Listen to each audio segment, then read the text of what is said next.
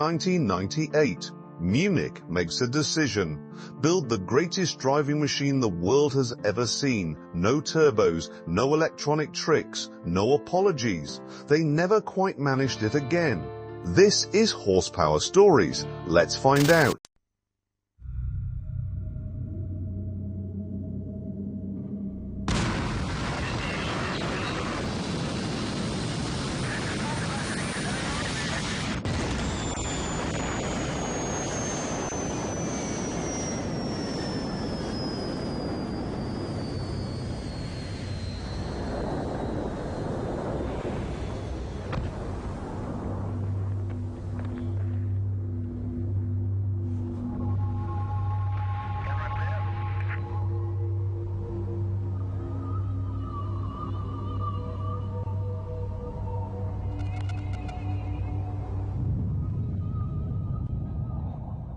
On paper, the E39 M5 is a saloon car, 4 doors, boot space, rear seats, the sort of thing a responsible adult drives to a school meeting.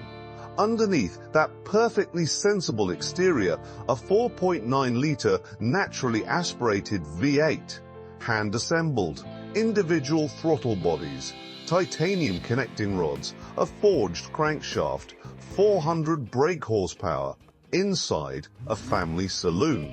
It is, to use the technical term, completely and gloriously unhinged. 0 to 60 in 4.6 seconds. Top speed electronically limited to 155 miles per hour. Electronically limited because without the limiter, nobody at Munich was entirely comfortable discussing what it would actually do.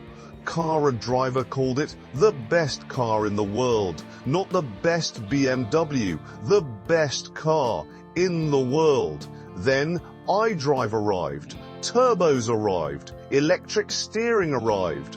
The weight went up, the connection went down. Every M5 since has been faster, more powerful, more technologically astonishing. None of them have felt like this, because this was the last M5 built around one question. What does the driver want to feel? Everything after was built for the numbers. Tell us, would you take the E39, or does 700 horsepower change your mind? On that bombshell, this is Horsepower Stories. See you next time.